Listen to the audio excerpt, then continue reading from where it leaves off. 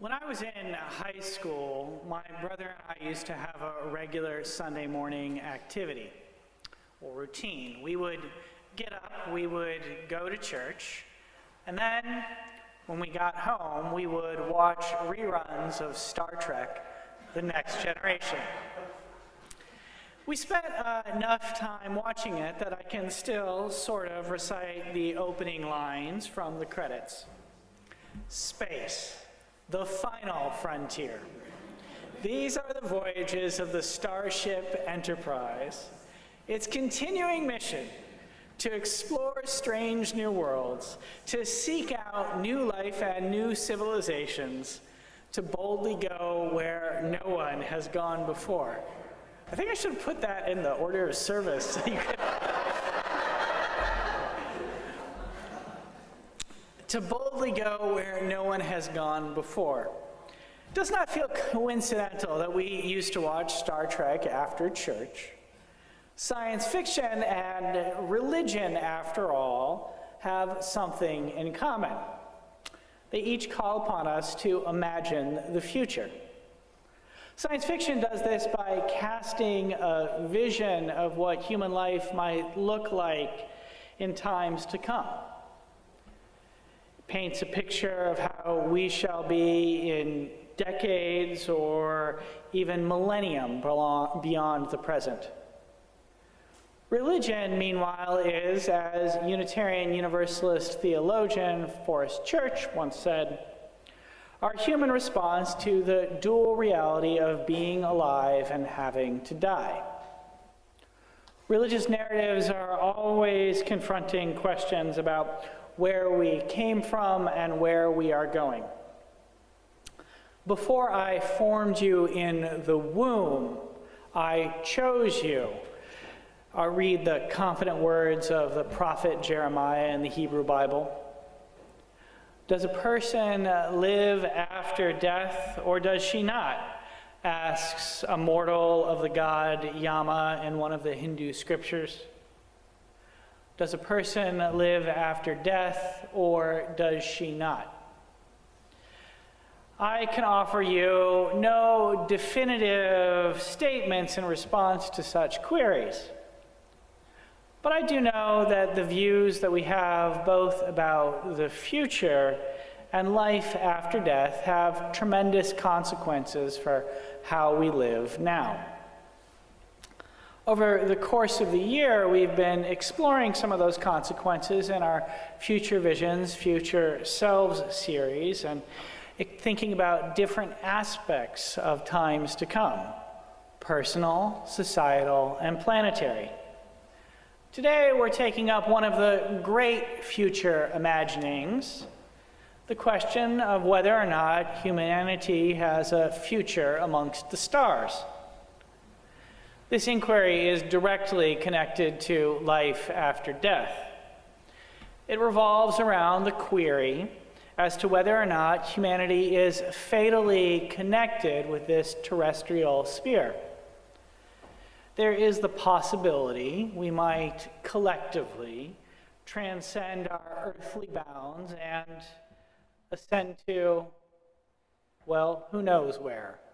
The moon, Mars, to some distant planet far beyond our solar boundary, past Neptune, past the poor demoted dwarf Pluto, out into the interstellar regions where our distant descendants shall escape the inevitable extinction of our earthly realm. And then there's the chance that live oaks, ball moss, dancing squirrels, chittering birds, shimmering crustacean-strewn oceans, icy mountains, and verdant plains is all that our species shall ever know. When the earth ends, so shall we, if the madmen in power don't kill us all first. To boldly go where no one has gone before. Religious narratives and science fiction stories tend to fall into two categories about our human futures. One we might call the Mad Max version. The other we could call the Star Trek variety. Mad Max, Star Trek. I suspect you are at least somewhat familiar with both franchises. The first is set on a dystopian Earth. In it, the titular hero navigates a world that has descended into each against all. Nation states have collapsed. Resources is scant. Pollution is rife. Food is hard to find. Gangs and warlords compete against each other for domination. Only the toughest survive. Anyone who can make it has to make it on their own. No one can be trusted. No place is safe. The religious version of this narrative is the vision of individual salvation. Only some of us are going to be saved, it runs. God does not really love all of her creations, just some of us. A few of us are destined for heaven. Others will be eternally troubled with hell. Our religious ancestors had a different vision. They believed in universal salvation. All must finally be saved, preached John Murray. We are all bound up together in one great bundle of humanity, claimed Frances Ellen Watkins Harper. In such narratives, everyone either goes to heaven, we all get free together, or no one does. That's the religious dream of Star Trek. If Mad Max conjures the specter of unmitigated disaster, my name is Max, my world is fire and blood, the protagonist declares in one of the opening scenes from one of the movies. Then Star Trek announces a different fantasy. In it, humans have come to cooperate across first the Earth and then eventually the entire solar system. Racism, sexism, homophobia are things of the past. War is rare, something that largely happens when species encounter each other for the first time. Humanity has been united for its own betterment, and the continual pursuit of scientific progress, not just across the planet, but in a federation of interstellar intelligent species devoted to liberty, equality, and prosperity for all. Poverty has been eliminated. Many people live in societies that could broadly be described as socialist. For equality, education, housing, food, and health care abound. Fire and blood, space, the final frontier. It appears that we seem to be tilting more towards the Mad Max version of the world at the moment. The president's America First theory of international relations, if it can be called a theory, seems to be based on the rather shallow belief that every nation is better off by itself. It's a strange delusion which ignores the reality that humanity and the economy is more internationally entwined than ever before. Elon Musk's reckless chainsaw to the federal workforce probably does not come from altruistic motives. His so-called Department of Government Efficiency has specifically targeted those federal agencies whose inspector generals were investigating his companies prior to the president's inauguration. The Inspector General of the Department of Labor was fired. He had 17 open investigations against Tesla and SpaceX. The Inspector Generals of the Department of Transportation and the Environmental Protection Agency both fired. Both had been investigating Tesla. The Inspector General of the Department of Defense was looking into Musk's illegal drug use and secret conversations with Vladimir Putin. He'd apparently been communicating with the Russian president as far back as 2022. Well, Musk had him dismissed as well. Whatever rhetoric around saving the public money and returning decision-making to the taxpayers, it seems clear that Musk's motivation stems from his desire to protect his private wealth. He might also be trying to stay out of prison. Individual salvation, the Mad Max version of the future, rather than a commitment to the public good, appears to be quite present in his mind. Musk even seems sometimes like a villain out of a science fiction story. And this appearance is far from coincidental.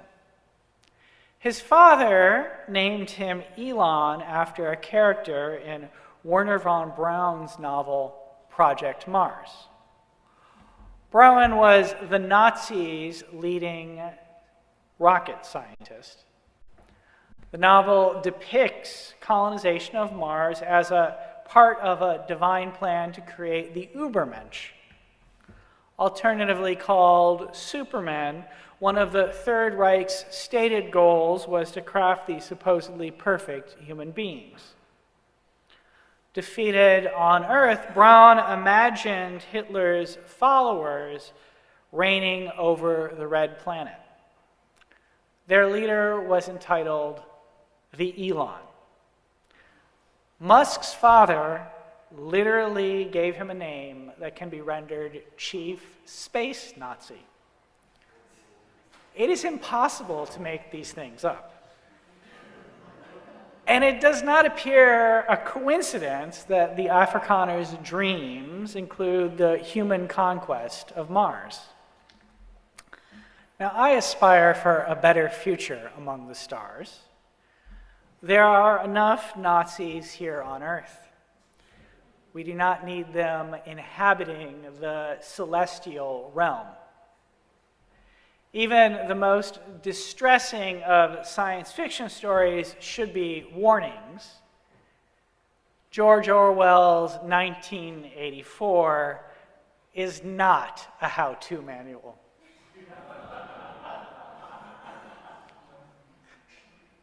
Orwell's novel famously ends with the snuffing out of any sense of agency or aspiration for human freedom in the novel's protagonist. Not all science fiction stories conclude with such extinctions of the human good. In the Minister's Book Group this month, we're reading Octavia Butler's novel, The Parable of the Sower. For those who don't know, Butler was one of the first Afrocentric science fiction writers. In a genre dominated by old white men, she was a genuine revolutionary, Star Trek actor and reading advocate LeVar Burton has described her. Over the course of her career, she won a MacArthur Fellowship, also known as a Genius Grant, and every major science fiction writing award. The Parable of the Sower and its sequel, The Parable of the Talents, are probably her masterpieces. Written in the 1990s, they're set in our decade. They seem remarkably prescient and contain the contrasting possibilities found in Mad Max and Star Trek. Individual salvation or collective liberation. The underlying of the premise of the series. The destiny of Earthseed is to take root among the stars. Its overall message is simple. To survive, humanity must share a collective vision for its betterment. We have to understand, to call back to Frances Ellen Watkins Harper, society cannot trample on the weakest. of its members without receiving the curse on its own soul. Such an understanding might be captured in the warning of President Vladimir Zelensky to the president of this country last week. He said, "You have a nice ocean and don't feel the problems from Russia's invasion of Ukraine right now, but you will feel it in the future." It also exists in Martin Luther King Jr.'s great caution. We must all learn to live together, or we will all perish like fools. Perish like fools. The parable of the sower tells the story of Lauren Olamina during the collapse of this country. The fictional president, Christopher Donner, bears a striking resemblance to our current president. He loosens labor laws to essentially reinstitute slavery. A global climate crisis has caused widespread breakdown. The government does nothing while California burns, while technological breakthroughs and policy mismanagement cause severe economic inequality. The middle-income working class, which we sometimes call the middle class, has all but disappeared. The wealthy have walled themselves off into prosperous enclaves.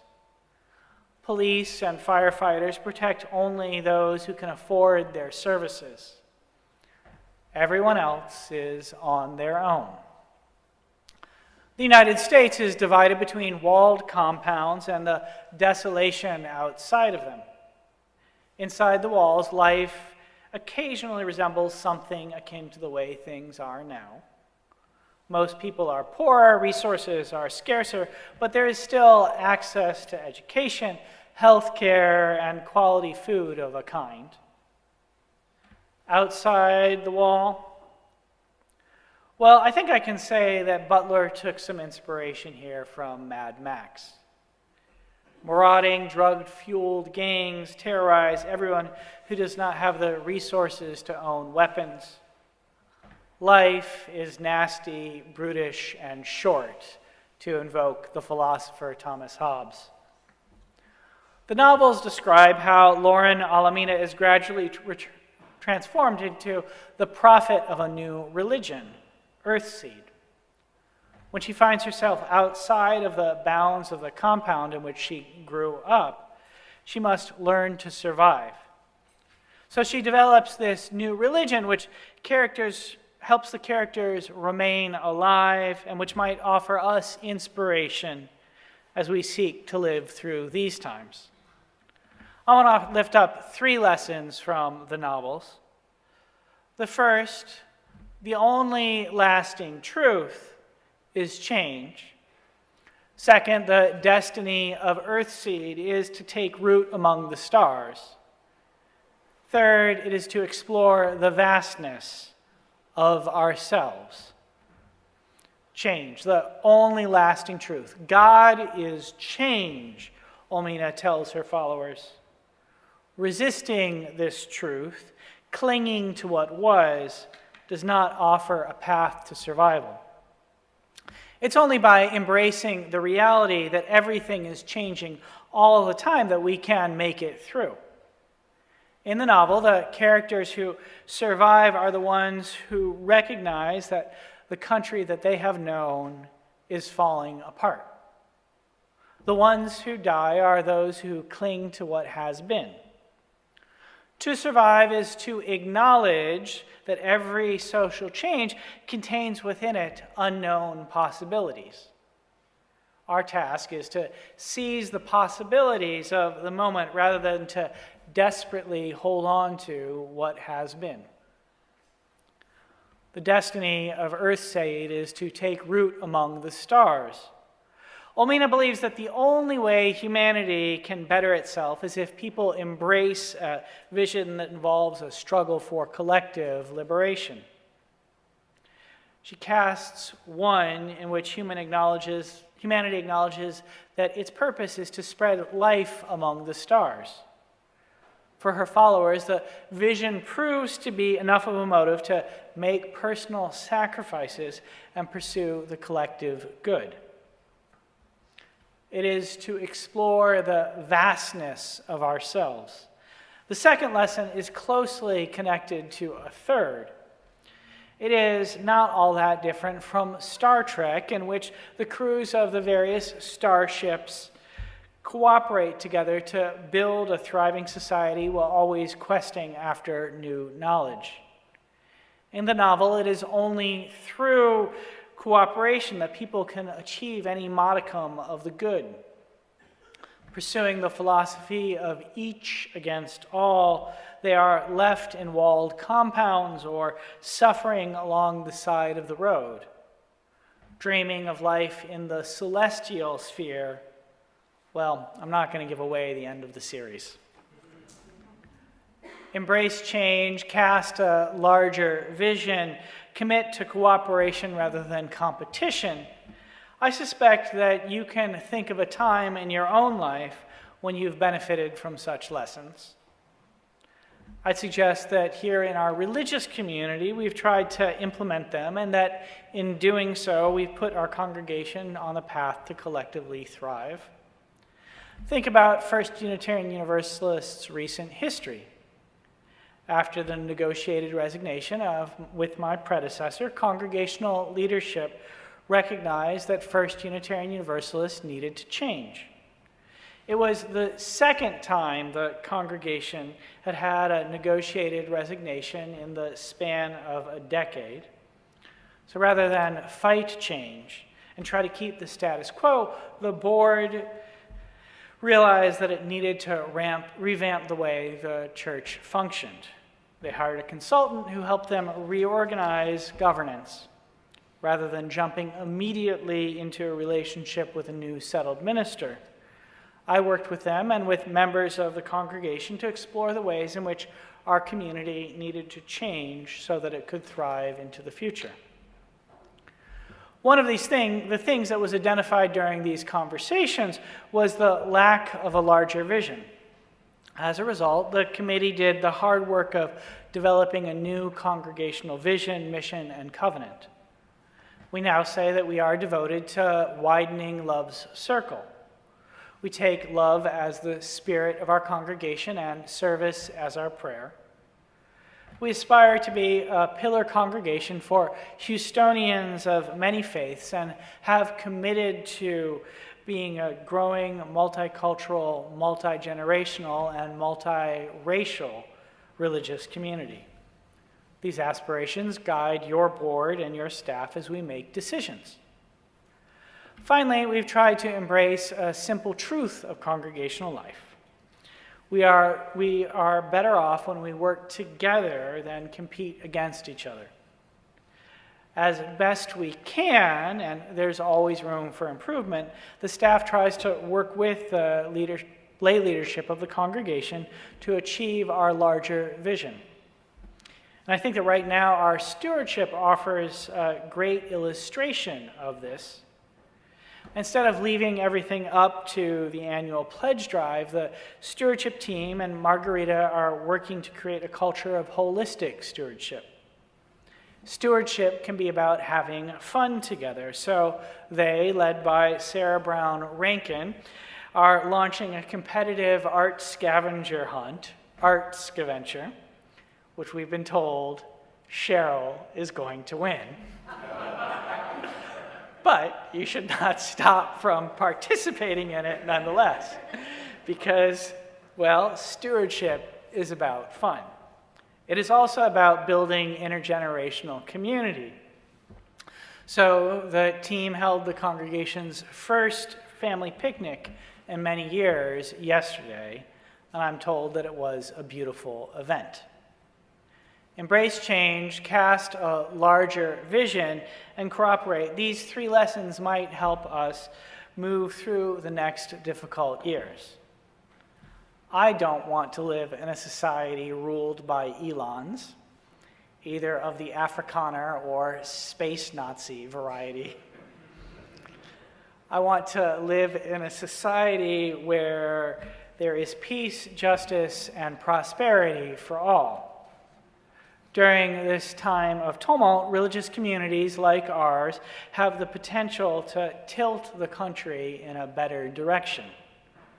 There are numerous opportunities for you to help do so in the coming weeks. Next Monday, March 10th, you can participate in the 11 a.m. March for Future Generations downtown. Throughout the month, you can always engage in our many community projects. And on March 17th, you can join me and members of the Justice Coordinating Council as we travel to Austin to be part of the Texas Unitarian Universalist Justice Ministry's annual Lobby Day. But I want to close with a particular action I think is worth lifting up. It's a corporate fast or boycott of Target. Prior to the inauguration of the current president, Target had committed to invest $2 billion into black businesses. Since its inauguration, the country has revoked its pledge. In response, Pastor Jamal Bryant, senior minister of the New Missionary Baptist Church outside of Atlanta, one of the largest African American congregations in the country, has called for a Lenten or 40-day boycott of the corporation. It focuses on 4 specific concrete demands, all of them tied to building up the African American community. These are restoring the $2 billion pledge, depositing $250 million in black-owned banks, recommitting to diversity, equity, and inclusion efforts, and developing community centers at 10 historically black colleges or universities devoted to teaching retail business. Already 100,000 people, including my family, have committed to take part in the 40-day boycott. I suspect that it has the potential to be successful because it is adapting to the changing cultural landscape by issuing specific, achievable demands, casting a larger vision, and creating the possibility for cooperation across communities. And so I encourage you to join me in participating in it. Doing so is a way we can bring the lessons of embracing change, casting a larger vision, and pursuing cooperation that are contained both within Star Trek and Butler's dreams for our human future into being. It's also a way we can continue to pursue that old Universalist hope of collective liberation, well expressed in the words of Frances Ellen Watkins Harper. We are all bound up together in one great bundle of humanity. So, may casting our eyes to the stars, may we find a vision grow within our hearts today, tomorrow, and all the days of our lives that might allow us to get free together. That it might be so, I invite the congregation to say, Amen. Amen.